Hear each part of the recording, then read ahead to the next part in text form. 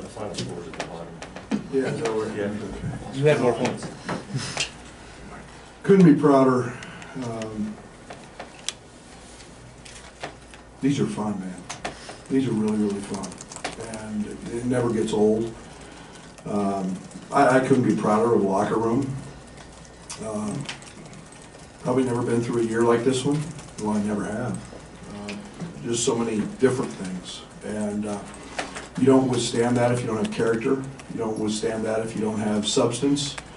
Yeah, you got to have really good players. But I thought our weird day. It was a weird day. I'm laying in my recliner. Kind of got 15, 20 minutes. Just eyes closed. I look. Nebraska's up. They're down 10.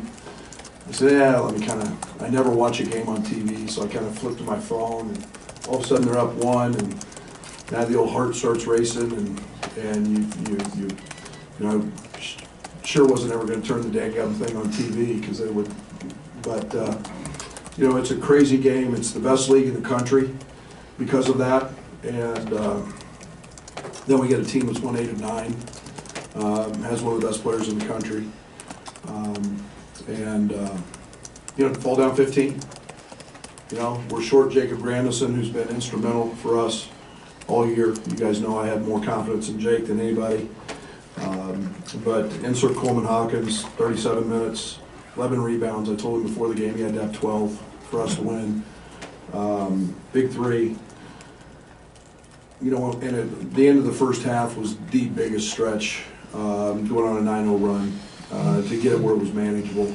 We told our team for 2 days, they're a team of runs. They had the 21-2 run in the game in Iowa City. So we withstood it, and Plummer made a big basket at the half, and our defense finally settled in. But it took everyone, and 5 years ago, I was wondering if we'd ever get out of the Wednesday game, and we weren't even close. And then for Trent and DeMonte to go out this way is why I do this, is to see guys that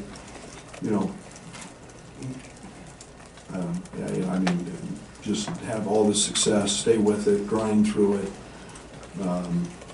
Really happy for those guys, and but I'm happy for Champaign-Urbana. I'm happy for the state of Illinois. It's been a long time coming. It's a great program, and I'm very privileged to be the head basketball coach here. So now we got to go, enjoy this one a little bit and get ready for Friday.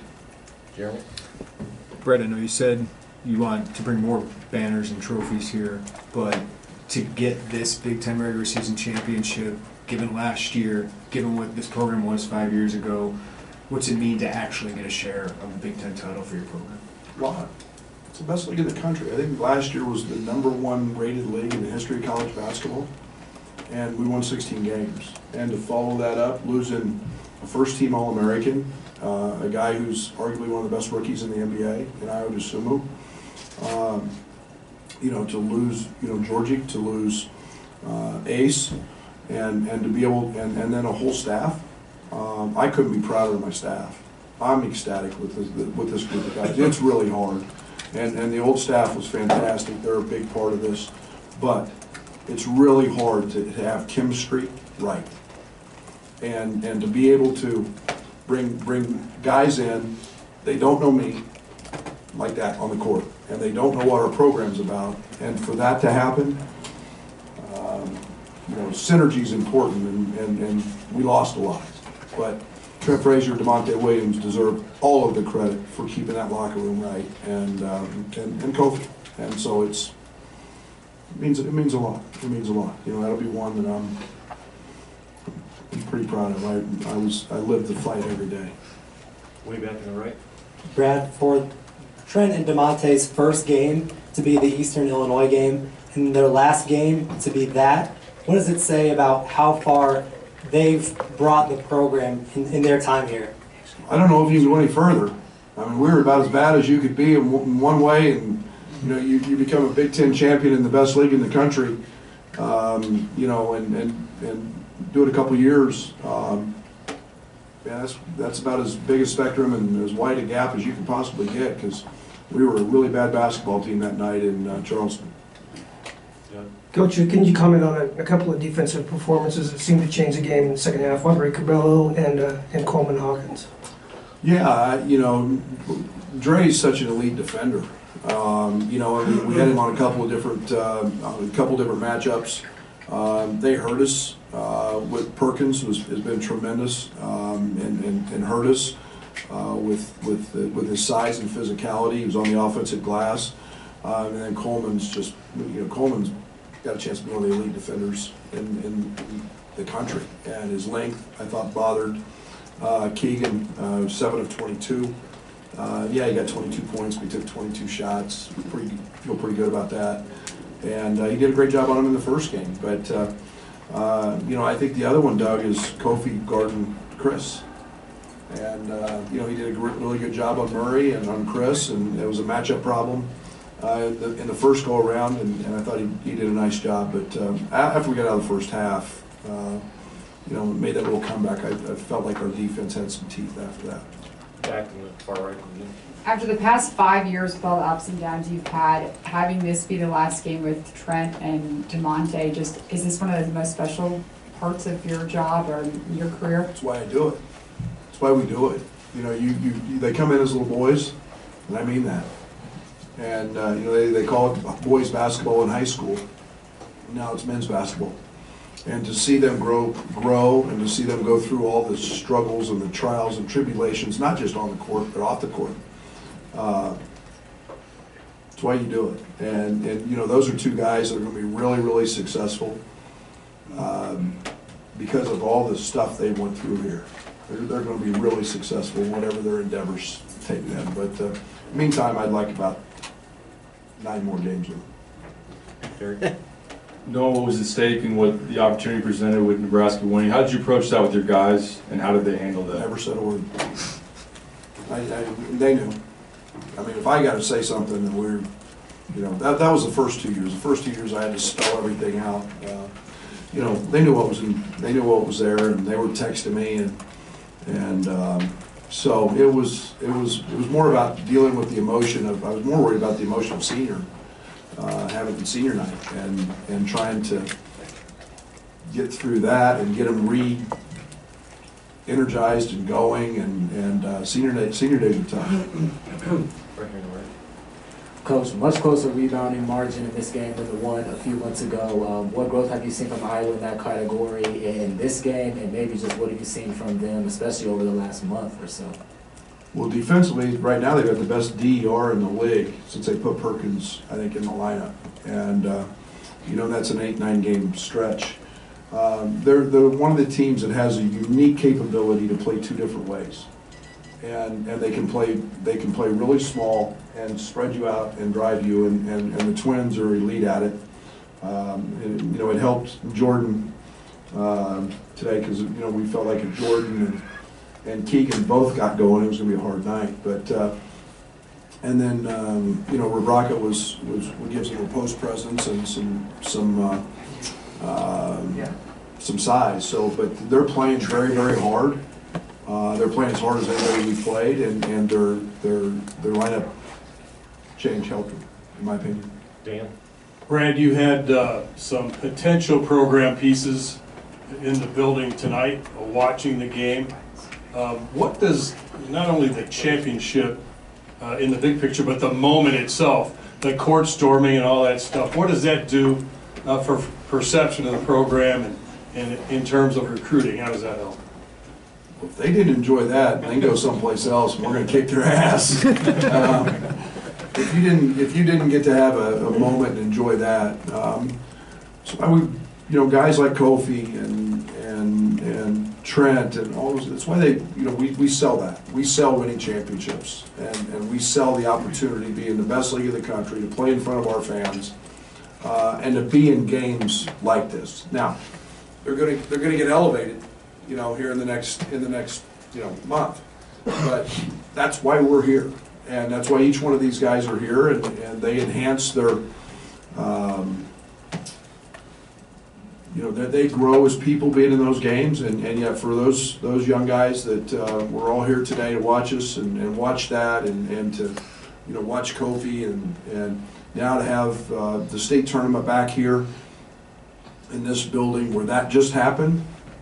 Oh, that's pretty cool. And I'm ecstatic. There's so many people to thank for the state tournament, but it belongs here. And they can envision moments like they just saw tonight. Brad, when you replay that scene after the game, whatever point you do, what moments, what snapshots will stand out to you? Well, Josh about broke my neck with the hug, and it was really hot. Here's the beauty of all that. And I've been blessed in my career to be a part of it. It encompasses so many people. And college athletics is the single greatest sport because it creates memories that last a lifetime. And everybody that was on that court tonight that was a student will remember that moment for the rest of their life. And we all will, because we were participants, but they were there, they were a part of it. And to me, that's what this is all about. And it's our community, it's our university, it's our state. And it's a great group of guys who they actually got to see and touch, and maybe they do that already at one of the establishments on Green Street, but they get to enjoy that moment and share it with them. And to me, that's what this thing's all about. Brad, when you think back 5 years ago to Josh first calling you and seeing your interest in this job, you call it your dream job, to win a Big Ten championship here, just through this entire process, did you ever think that it wouldn't happen?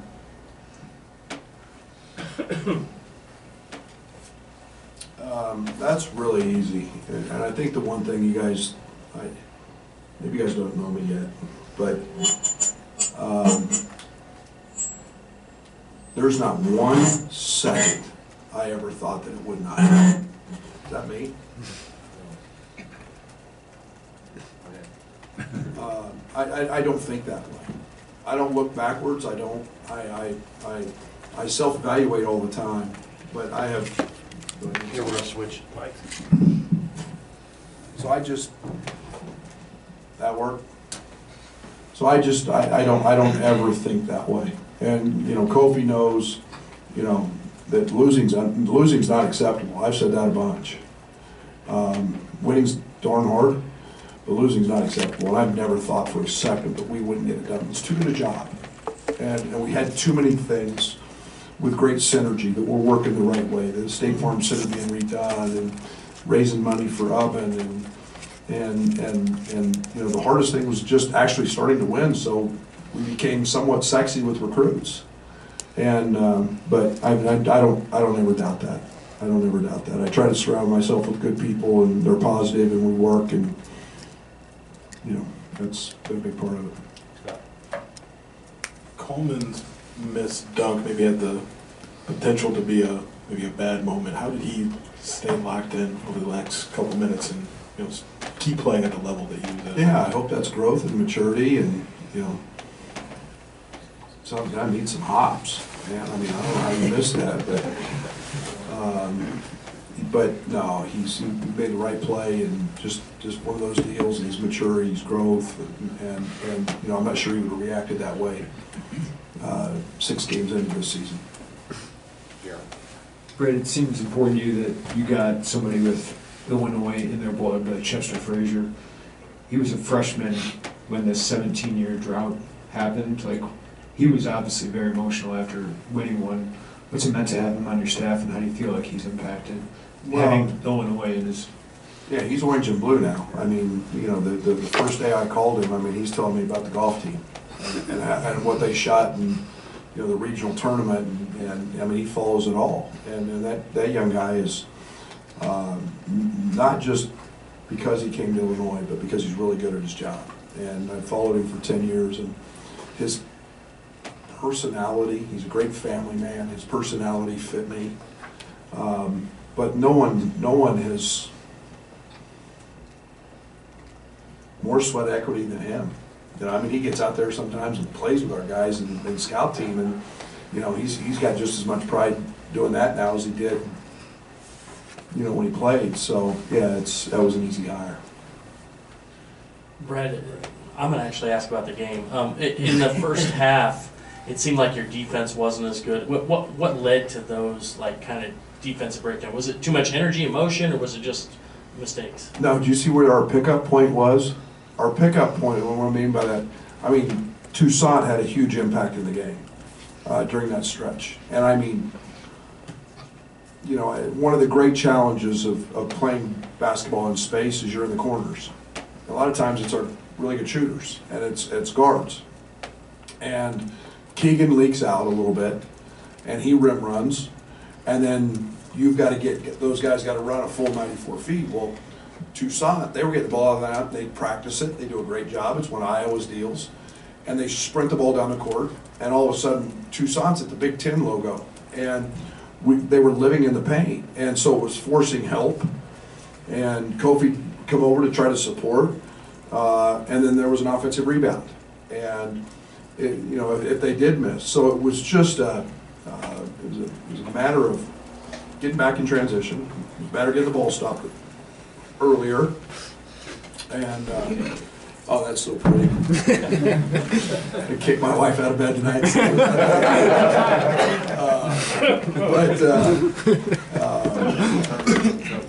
But it will be, that was a big part of it. And I think, you know, once we made them play in the half court, I felt pretty solid. But, you know, they're averaging 88 a game for a reason. They're not doing that just against us. They're doing that against a lot of people. Coach, you look at the box score, it's another double-double for Kofi. Do you think About time. Do you think that gets taken for granted at all sometimes? And with the postseason award season coming up, what's the case for him for Big Ten national player? It should be in all those. It should win all those. And I went into a 4-game funk where, I mean, hell, Doug, you got more rebounds the last 3 games than he did, so. I'm short, but I'm slow. Right?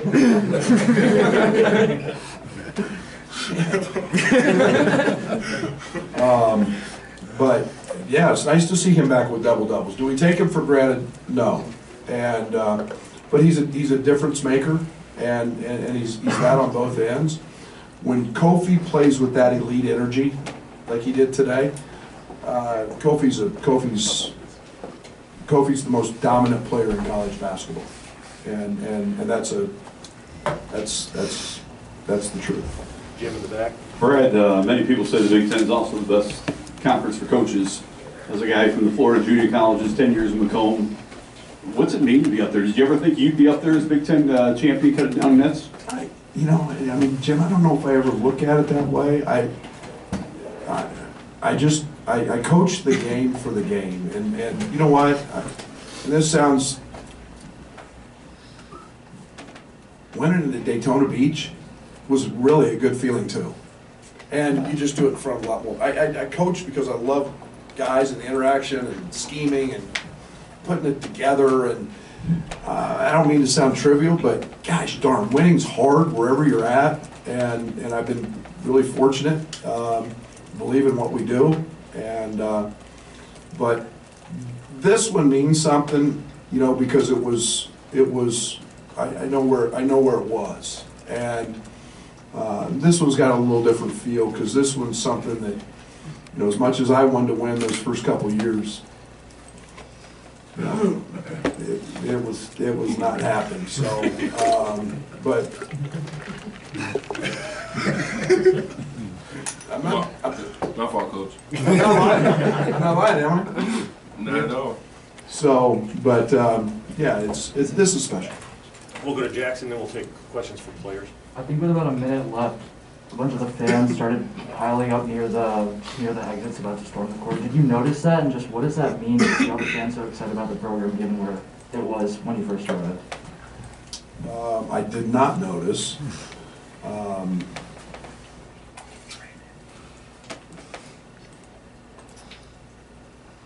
That's pretty cool. That's pretty cool. That's fun. I mean, that is to me, a good court storm for a celebration. Gosh darn, man, I mean, that's what this thing's about, man. Our guys got to enjoy that with a lot of students and a lot of people, and to me, that's fun. All right, thank you, please. I'm gonna go drive.